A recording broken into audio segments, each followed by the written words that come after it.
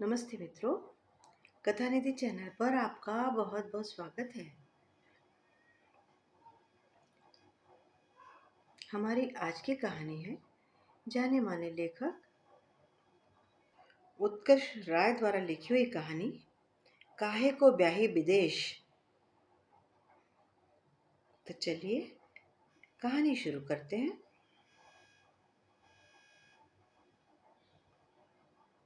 एक है जनार्दन मिश्र, शुद्ध शाकाहारी, बिना सुबह नहाए अन्न जल तक ग्रहण नहीं करते। इनके बाबा बनारस में पंडिताई किया करते थे। पिता को यह पसंद नहीं था, मगर मजबूरीवश रामायण बांचनी पड़ती थी।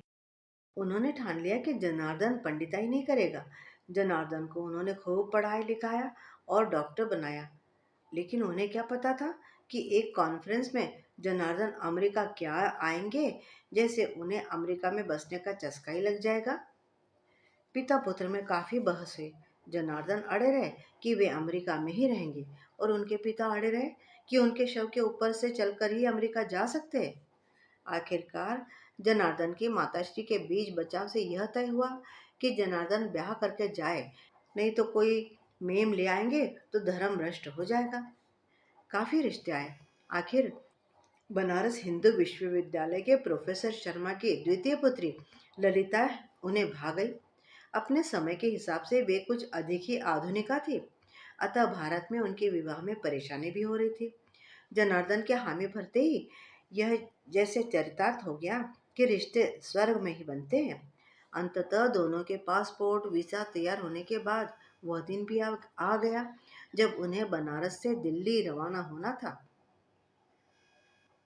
जनार्दन के घर में तो कोहराम ही मच गया था। औरों को रोता देखकर जनार्दन की आंखें भी भर भर आने लगी। ललिता ने भी घड़ियाली आंसू निकालना शुरू कर दिए कि कहीं कोई यह न सोचे कि बहू अंदर ही अंदर बड़ी खुश हो रही है।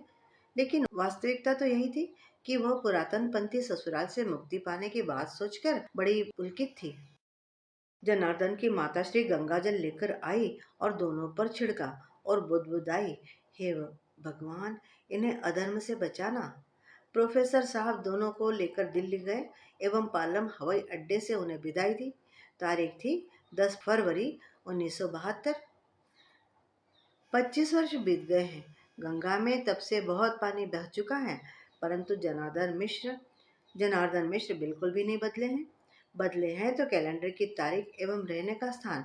सैन फ्रांसिस्को महानगर के पास सनीवेल में एक बड़े से भव्य भवन में रहते हैं वे, एवं उनकी डॉक्टरी का पांडित्य दूर दूर तक फैला हुआ है। हाँ, यह बात अलग है कि उनकी आधुनिका पत्नी अब और भी अत्याधुनिक बन गई है, एवं उनकी इकलौती संतान रीना चिप्स कल्चर में पलकर शहरी भाषा में स्वस्थ और देहाती भाषा में भैंस लगने लगी है। बस वर्ण उसका शाम नहीं है। जनार्दन अभी भी सूर्य को अर्घ्य दिए बिना दिनचर्या आरंभ नहीं करते। मांस मछली तो क्या, अंडे तक को हाथ नहीं लगाते। लेकिन एक विकट समस्या आन पड़ी है। बेटी 24 की हो रही है और उसकी शादी की चिंता में जनार्दन इगहरे से आधे हुए जा रहे हैं। उन्हें चिंता है कि कहीं उम्र के जोश में रीना कोई गलत जीवन साथी ना ढूंढ ले। वैसे इस समस्या के समाधान के प्रयास में तो उन्हें ललिता का भी पूर्ण सहयोग प्राप्त है। आजकल उनकी शाम का समय ब्राह्मण लड़के खोजने में लग जाता है। जब किसी विवाह योग्य लड़के का पता चलता है, वे तुरंत ही उससे मिलने पहुंच जाते हैं एवं अपनी डॉक्टरी आंखों से उसकी जांच पड़ताल करने लगते हैं। ललिता, एक लड़के का पता चला है। कंप्यूटर इंजीनियर है। अभी 2 वर्ष पहले ही भारत से आया है। इलाहाबाद का है। सरयू पार ब्राह्मण है। एक छोटी कंपनी में काम करता है। मैं तो उससे मिल आया हूँ, मुझे बड़ा पसंद आ गया है। क्यों ना तुम रीना से बात करो, वह तैयार हो जाए तो बड़ा अच्छा हो। जनार्दन ने ललिता से कहा। रीना से बात करना तो बिल्ली के गले में घंटी बांधने जैसा है। फिर भी मैं प्रयत्न करूंगी। क्या रीना रीना हो रहा है? रीना सीढ़ी उतरते हुए बोली। बेटा, तुम्हारे बारे में बात कर रहे थे। एक लड़का है, सुधाकर, मुझे बहुत पसंद आया है। अगर तुम उससे बात कर लो तो। इससे आगे बोलने की हिम्मत नहीं हुई जनार्दन की। अच्छा, तो मेरी शादी की बात है। मुझे नहीं करनी अभी शादी वादी। रीना ने उत्तर दिया। ललिता के बहुत समझाने बुझाने पर रीना सुधाकर से मिलने को तैयार हो गई। शनिवार आते ही रीना, ललिता और जनार्दन सुधाकर के घर पहुंचे। नमस्ते, आप लोगों का ही रास्ता देख रहा था, सुधाकर ने शिष्टाचार पूर्वक कहा। सुधाकर, ये है मेरी पुत्री रीना और ये मेरी पत्नी ललिता, जनार्दन ने परिचय कराया। सुधाकर ने सोचा कि अच्छा ही हुआ कि बता दिया, वरना उसे तो लगा कि वे दो पुत्रियों के साथ आए हैं। रीना ने कमरे का अच्छे ढंग से मुआयना किया। सामने ही एक प्रौढ़ जोड़े की फोटो लगी थी। हो न हो यह तस्वीर सुधाकर के माता पिता की होगी। जनार्दन को चिंता थी कि रीना कम से कम शिष्टाचार पूर्ण व्यवहार तो करे। रीना ने सुधाकर से एक दो सवाल पूछे तथा एक दो सवालों का ठीक ठाक सा उत्तर भी दिया उसके। जनार्दन ने तो जैसे सुधाकर की चार पीढ़ियों का आगा पीछा पूछ डाला। किसी तरह बातें समाप्त हुई और उन लोगों ने विदा ली। कार में बैठते ही ललिता बोली, सचमुच लड़का बड़ा अच्छा है। क्यों रीना? ठीक ही है, लेकिन घर में घुसते ही उसके माता पिता की बड़ी सी तस्वीर लगी एवं बात बात में मम्मी पापा बोलता रहता है। यह तो मुझे हर वर्ष जाड़े की छुट्टियों में भारत ले जाएगा मच्छरों से कटवाने। फिर मैं स्कीइंग कब करूंगी? जनार्दन और ललिता चुप ही रहे, परंतु जनार्दन भी हार मानने वाला नहीं था कोई। मुझे तो अमेरिका आते ही कटवा ली थी, फिर ताव किस पर देता। पर जनेऊ पर अवश्य हाथ फेरते हुए सोचने लगा, चरे वहती ललिता, मेरे बचपन के मित्र चूड़ामणि त्रिवेदी का लड़का यहाँ आ रहा है। उसको वीजा मिल गया है, लिखा है कि उसका ध्यान रखना। जनार्दन प्रसन्नतापूर्वक एक दिन चिट्ठी पढ़ते हुए बोले थे। ललिता ने मन ही मन सोचा कि बकरा तो स्वयं ही शेरनी के सामने आ रहा है। अब माता पिता से बढ़कर कौन अपनी संतान को समझ सकता है। उन्हें मालूम था उनकी बेटी शेरनी ही है। अंततः वह दिन भी आ गया जब जनार्दन सौरभ को सैन होजे हवाई अड्डे से अपने घर ले आए। रीना बाहर गई हुई थी। उसके लौटते ही जनार्दन ने सौरभ का उससे परिचय करवाया। रीना ने मन ही मन कहा कि पापा का यह नया मोहरा दिखता है। कब आया आप? रीना ने सौरभ से पूछा। अभी अभी आया हूँ, भारत से लॉस एंजल्स और फिर सैन जोस, सौरभ ने बत्ती सी दिखाते हुए कहा था। अच्छा अच्छा, सैन जोस से आए हैं, सैन फ्रांसिस्को से नहीं। रीना को हंसी आ रही थी। स्पेनिश भाषा में ज को ह बोला जाता है, यह बेचारे सौरभ को पता ही नहीं था। मेक्सिको की सीमा से लगे होने के कारण कैलिफोर्निया में स्पेनिश भाषा का बहुत बहुत प्रभाव है। रीना घुमा फिराकर सौरभ के मुंह से सैन जोस सुनती और हंसती जाती। जनार्दन को रीना के इस अशिष्ट व्यवहार पर क्रोध आ रहा था एवं सौरभ ना समझी एक वरदान के सिद्धांत पर बातें करता जा रहा था। एकांत होते ही जनार्दन नीची आवाज में रीना से बोले, रीना, ऐसे किसी का मजाक नहीं उड़ाते। मैंने किसी का मजाक नहीं उड़ाया है, रीना का उत्तर था। कितना सीधा साधा है, तुम्हारे लिए बिल्कुल ठीक रहेगा। जनार्दन ने सोचा कि जंगल में एक ही शेरनी काफी है। यह मरगिल्ला, इससे तो लगता है कभी व्यायाम नहीं किया है इसने। ये क्या शादी करेगा? कितनी मेहनत से पढ़ाई की है, जब कमाएगा तो बदन अपने आप ही भर जाएगा। अब इतनी छोटी बात पर तो मना मत करो। जनार्दन ने अनुनय की।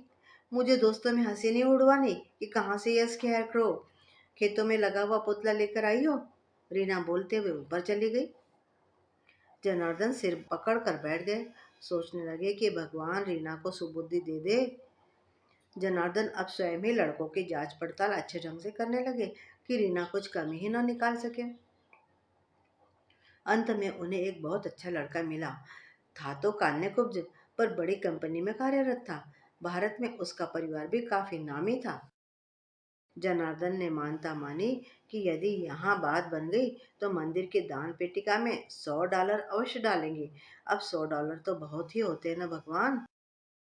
किसी तरह हिम्मत बांधकर जनार्दन और ललिता ने रीना के सम्मुख प्रस्ताव रखा।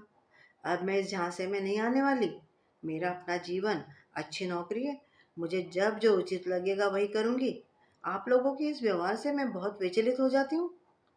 बेटी, बस इसके घर चली चलो, फिर नहीं कहेंगे, जनार्दन ने हथियार डालते हुए कहा। ठीक है, पर यह अंतिम बार होगा, रीना ने शर्त रख दी। जनार्दन, ललिता और रीना दिवाकर के घर पहुंचे। डैड, यह तो अपार्टमेंट कॉम्प्लेक्स है, रीना चौंक कर बोली। तो क्या हुआ? जनार्दन ने कहा। रीना ने नाक भौं सिकोड़ते हुए अंदर प्रवेश किया। थोड़ी देर बाद ही उसे वहां घुटन होने लगी।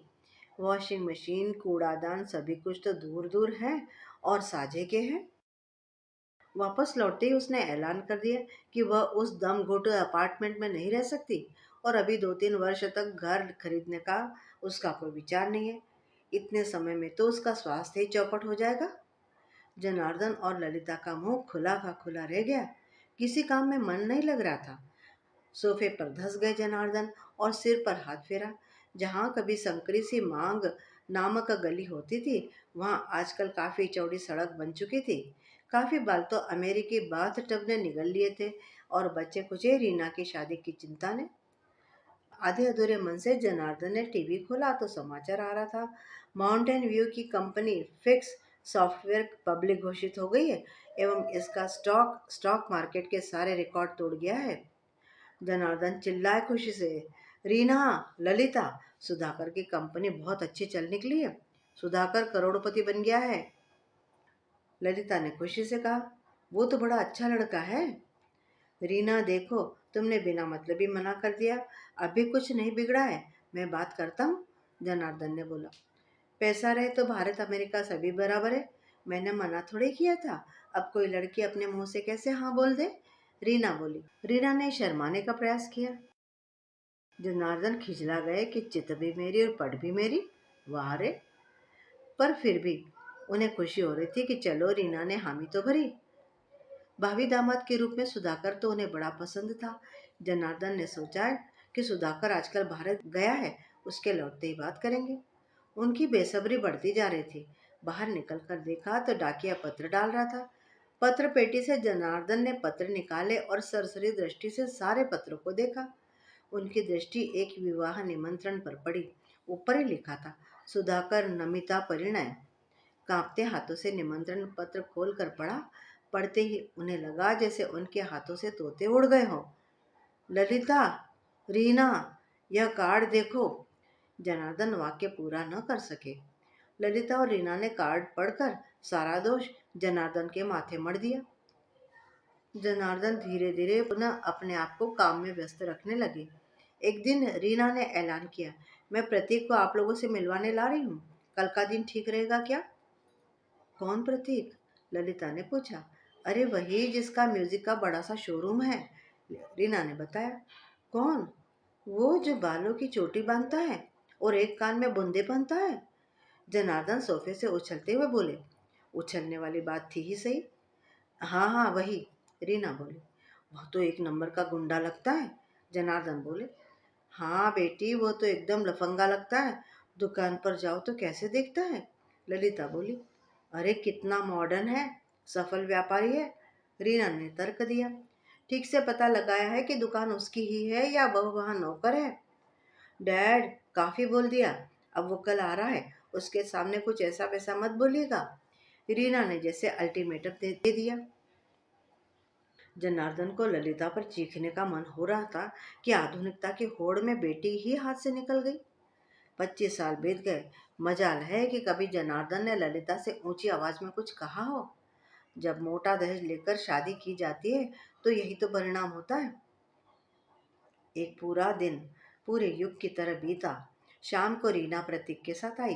प्रतीक च्युइंगम चबाते हुए, चोटी पर हाथ फेरते हुए जनार्दन के सारे प्रश्नों का गोलमोल उत्तर देता रहा। ललिता ने खाना लगा दिया। प्रतीक ने छक कर खाना खाया। फिर रीना उसे घर दिखलाने लगी। ऊपर जाकर प्रतीक बोला, तुम्हारा घर तो बहुत बड़ा और अच्छा है। शादी के बाद हम यहीं ऊपर रहेंगे। नहीं नहीं, यहाँ नहीं, अलग रहेंगे। रीना बोली। क्यों?